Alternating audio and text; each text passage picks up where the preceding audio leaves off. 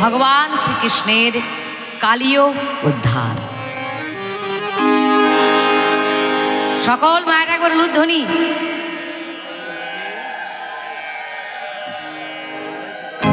হরি বল।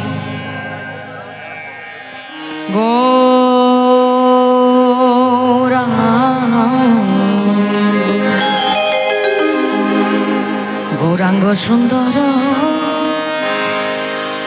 গৌরাঙ্গ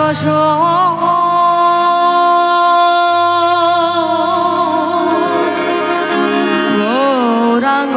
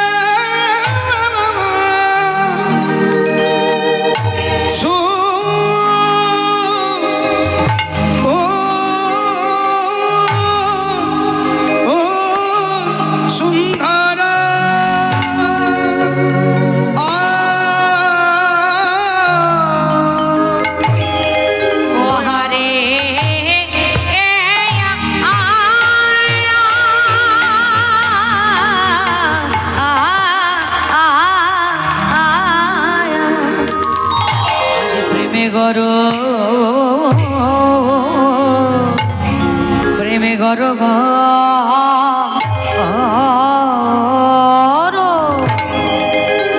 আহা মরি মরি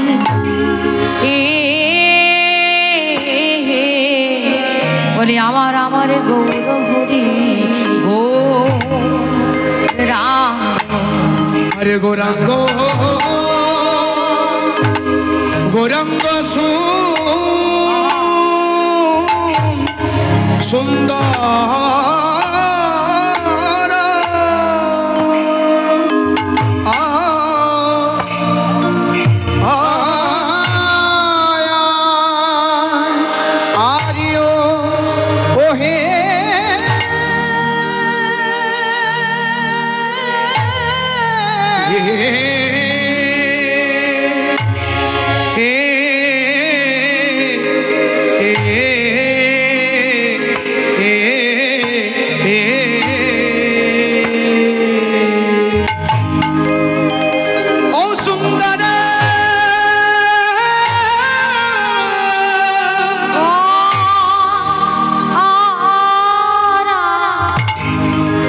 যাই রে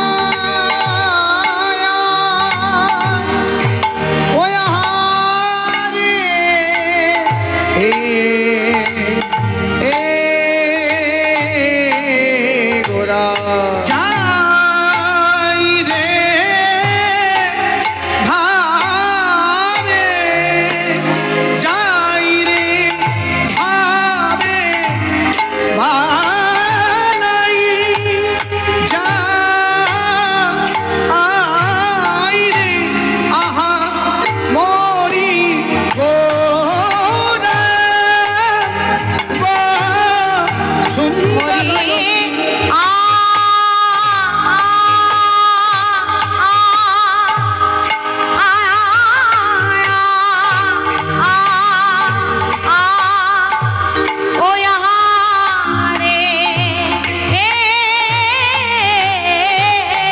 প্রভুর আমার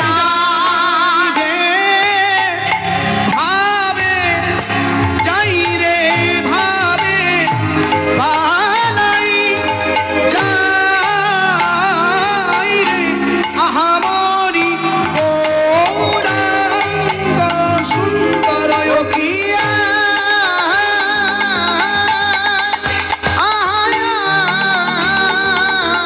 কিয়া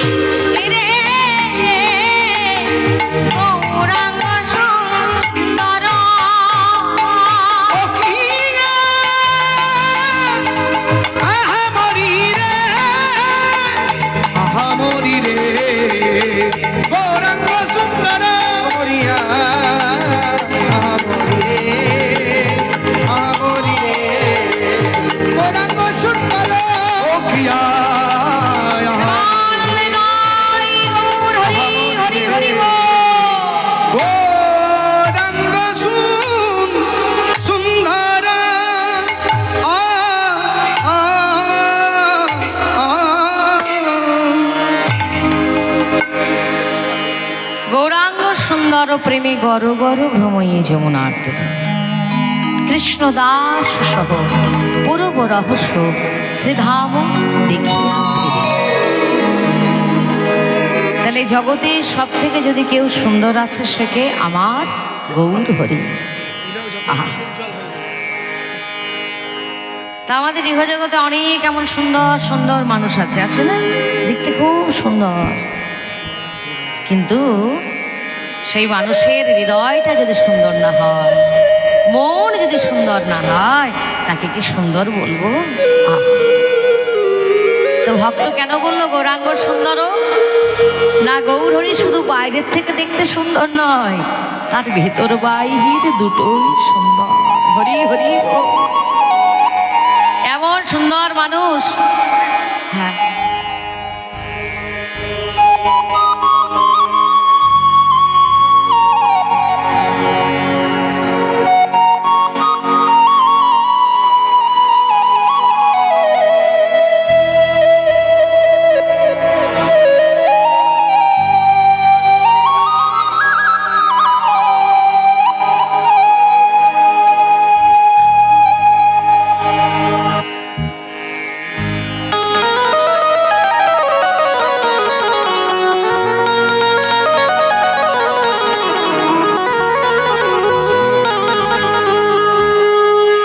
জয় জয় নিতাই, জয় জয় রাধেশ্যাম।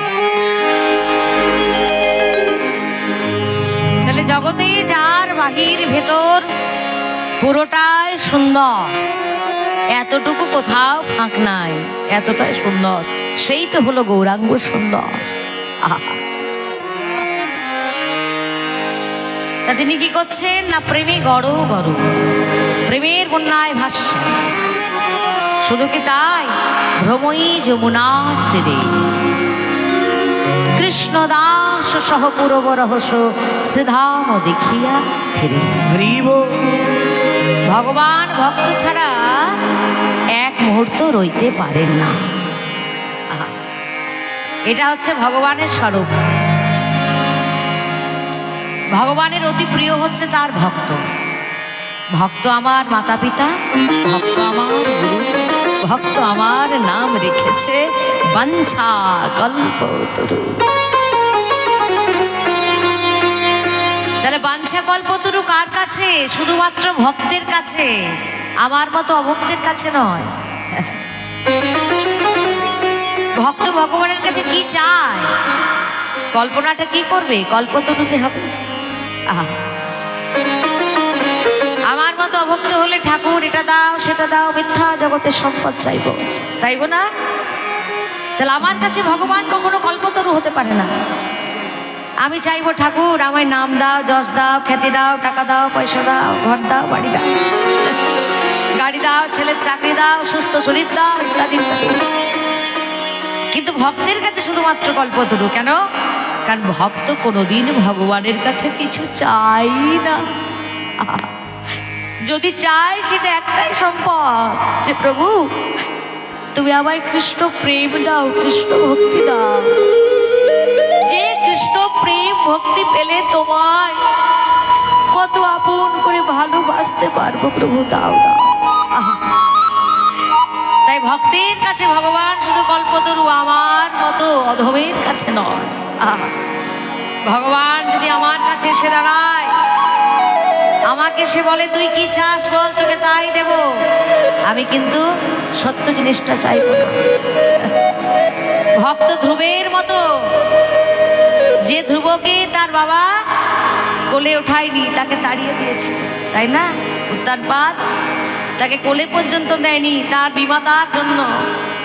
সেই ধ্রুব ভগবানের আরাধনা যখন করেছিল, ধ্রুবর মনে মনে ইচ্ছা ছিল, প্রভু পিতার সিংহাসন নাইবা পেলাম, পিতার কোল নাইবা পেলাম, এমন একটা আমায় জায়গা দাও যেটা কোনোদিন কেউ পায় নাই। কিন্তু ভগবান যখন এসে বলল, ধ্রুব তুমি কি চাও? ধ্রুব বলেছিল, প্রভু আমি তোমায় পেয়েছি, এর থেকে আর চাওয়া পাওয়া কিচ্ছু আমার নাই, তোমার দর্শন পেয়েছি। ধ্রুবলোক হচ্ছে ইহজগতের সর্বশ্রেষ্ঠ লোক। এই অনন্ত কোটি ব্রহ্মাণ্ড যার চারিদিকে ঘুরছে, যে মধ্যেখানে কেন্দ্রবিন্দু হয়ে বসে আছে, যে প্রধান কেন্দ্র, যার চারিদিকে অনন্ত কোটি ব্রহ্মাণ্ড, তাহলে কত বড় উচ্চ স্তর। কোনোদিন এই ব্রহ্মাণ্ডের হয়তো ধ্বংস হবে, কিন্তু ধ্রুবলোকের কখনো ধ্বংস হবে না। ধ্রুবলোক চিরদিন চিরদিন একইভাবে একই জায়গায় থেকে যাবে। স্বর্গের থেকেও বেশি সুখ ধ্রুবলোকে। তবুও ধ্রুব বলল, প্রভু আমি একই চাইলাম তোমার কাছে।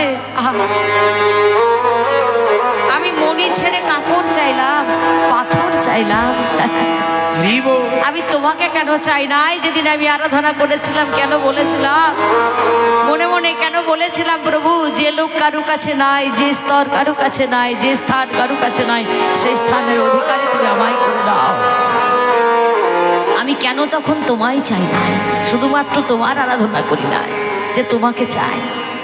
তাই আজকে ভগবান জগৎজীবকে এটাই চৈতন্য দিচ্ছে যে কল্পতরু কার জন্য? ভগবান শুধুমাত্র ভক্তের জন্য। কেমন ভক্ত? যে ভক্ত ভগবানের কাছে ইহজগতের কিচ্ছু চায় না, ধ্রুবলোক পর্যন্ত চায় না, অনন্ত কোটি ব্রহ্মাণ্ড তার কাছে তুচ্ছ, তার কাছে স্বর্গ তুচ্ছ, তার কাছে আহা বৈকুণ্ঠ বলে প্রভু দরকার নাই, অত সুখেরও দরকার নাই। যেখানে আমি তোমার সেবায় রত হয়ে থাকবো, আমি সেই লোক চাই, আমি গোলক চাই। যেখানে তোমার দাস হয়ে আমি তোমার সেবা করতে পারবো। প্রেমানন্দে হরি। তাহলে কেন ভগবানের কাছে ভক্ত আপন হবে না গো?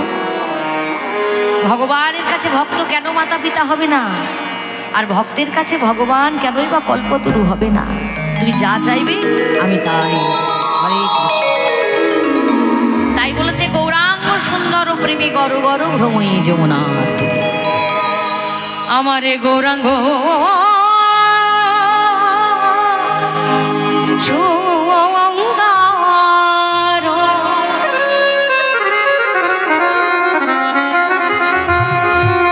প্রেমে গর গর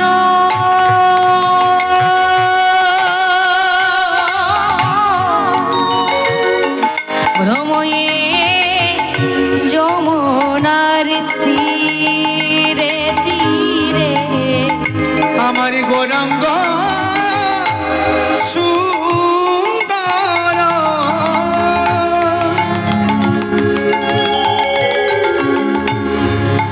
ওই না প্রেমী গর গর দেখো ভ্রময় যমুনার তীরে আমারে গৌরাঙ্গ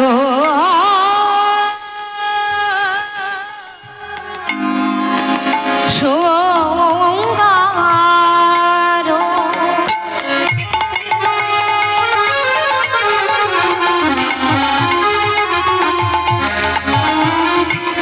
প্রেমে গর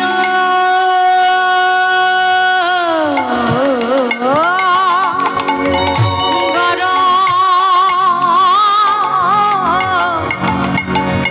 ভ্রময়ে যমুনার তীরে আমার গৌরাঙ্গ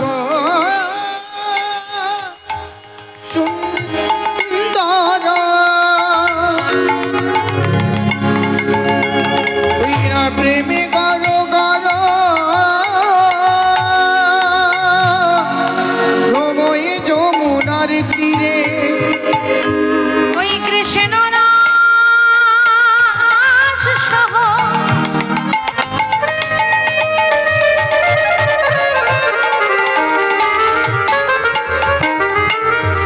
আহামরি রে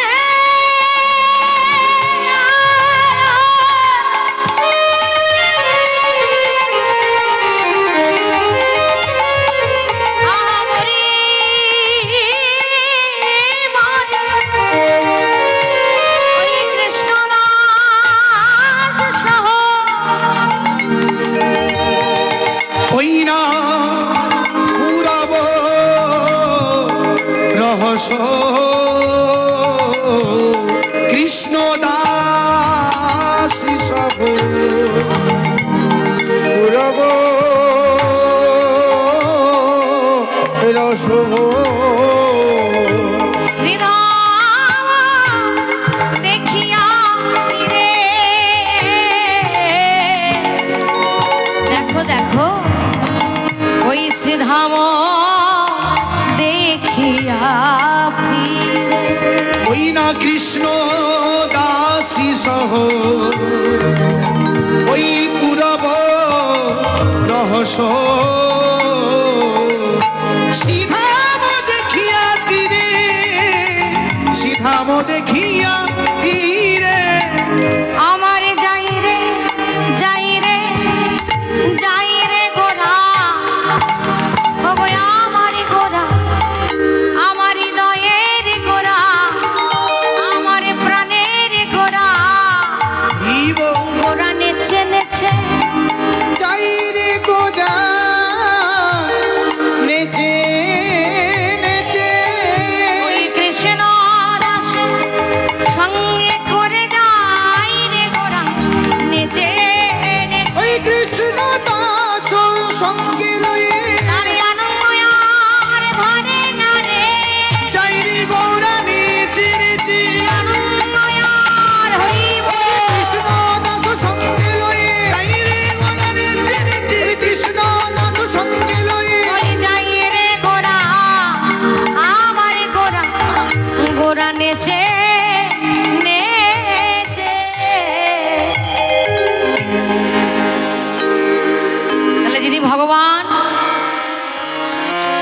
তিনি সঙ্গে কাকে পেয়েছেন? ভক্তকে। আহা, তাই ভক্তকে পেয়ে ভগবানকে আর ধরে রাখা যাচ্ছে না, ধীরে ধীরে করে নৃত্য করছেন ভগবান। আহা, তা বিশ্ব ব্রহ্মাণ্ডের মালিক স্বয়ং ভগবান একদিন আমাদের নিজের ছেলে হয়ে এসেছে, তাই না?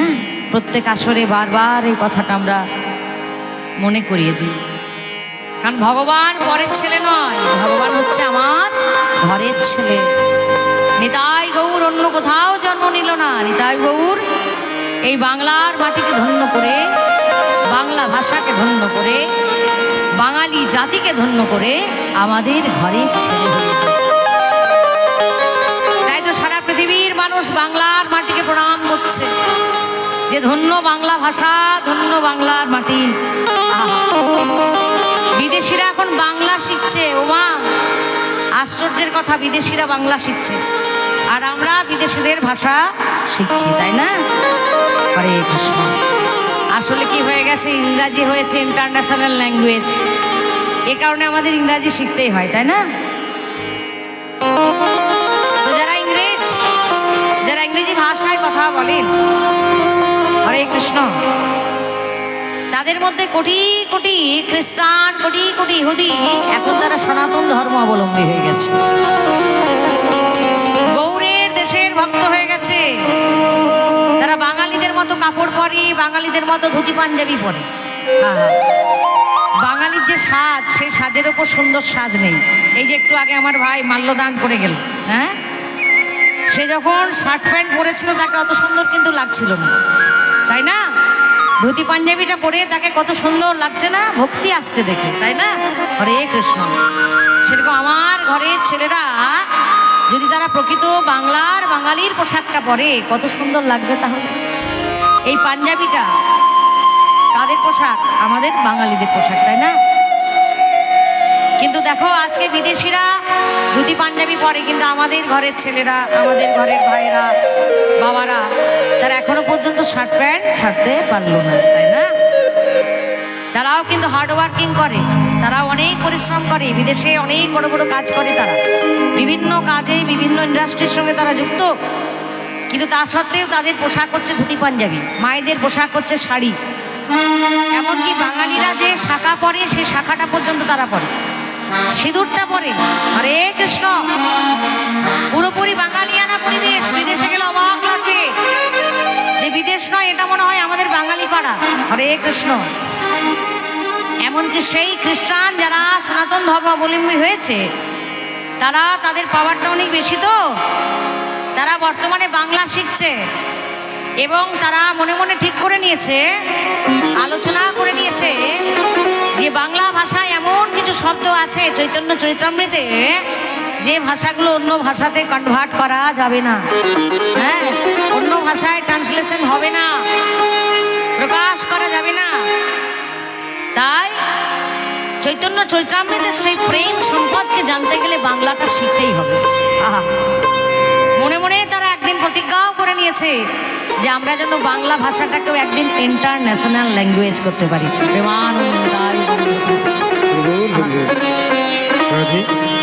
এই বাংলা মাটিতে মাগো জন্ম আমায় দিও, এই আকাশ নদী পাহাড় আমার প্রিয়, এই বাংলা মাটিতে মাগো জন্ম আমায়। বাংলার সম্পদ গৌরহরি, বাংলার সম্পদ নিতাই চা। আমি বাঙালি হয়েও সেই নিতাই গৌরকে অতটাও ভালোবাসতে পারলাম না যতটা বিদেশের মানুষ তাদের ভালোবাসলো। কত যত্ন করে, কত ভালোবাসে। শাস্ত্রে লেখা আছে না, হ্যাঁ, ভক্তি রসামৃত সিন্ধু আজকে পড়ছিলাম, লেখা আছে সেখানে যে ব্রাহ্মণরা মন্দিরে ঠাকুরের সেবা পুজো করছে, কিন্তু সেবা পুজোটার মধ্যে যত না ভক্তি আছে তার থেকে লোক দেখানো বেশি আছে। ভক্তি রসামৃত সিন্ধুতে লিখে দিয়েছে, তারা ঠাকুরকে তেমন ভাবে সাজায় না, ভক্তি করে প্রেম দিয়ে সাজায় না, যেমন নিজের ছেলেটাকে সাজায়। নিজের ছেলেটাকে প্রত্যেকদিন স্নান করায়, প্রত্যেকদিন কাপড় পরায়, প্রত্যেকদিন সুন্দর করে সাজিয়ে দেয়, কিনা আমার ছেলেটাকে কত সুন্দর লাগবে দেখতে। আহা, সেরকম ব্রাহ্মণ যারা পৌরোহিত্য করছেন, মন্দিরের পুজো করছেন, কিছু মনে করবেন না, তারা প্রত্যেকদিন কিন্তু ভগবানকে সেভাবে সাজান। কিন্তু বৃন্দাবনে গেলে আপনি দেখতে পাবেন, বৃন্দাবনে প্রত্যেকটি মঠ মন্দিরে সেখানে কিন্তু সবাই ব্রাহ্মণ নয়, বিভিন্ন জাতের মানুষ নিয়ে সেখানকার তৈরি করা হয়েছে মঠ মন্দির।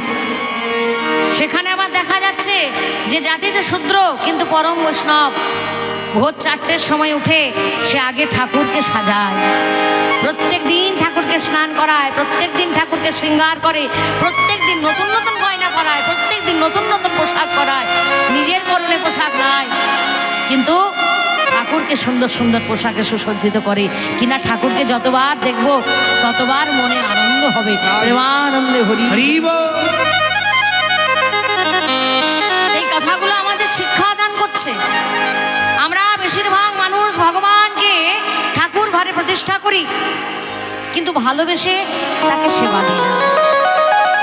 ঠাকুরের চরণে অপরাধ হয়ে যাবে, পাপ হয়ে যাবে, এসব ভেবে তাড়াতাড়ি করে ঠাকুরকে ভোগ লাগাই, ফুল তুলে নিয়ে এসে পুজো করি, ধূপ দেখায়, ধুনো দেখায়, কিন্তু ভগবানের মুখপানে চেয়েও দেখি না যে প্রভু তুমি ভালো আছো।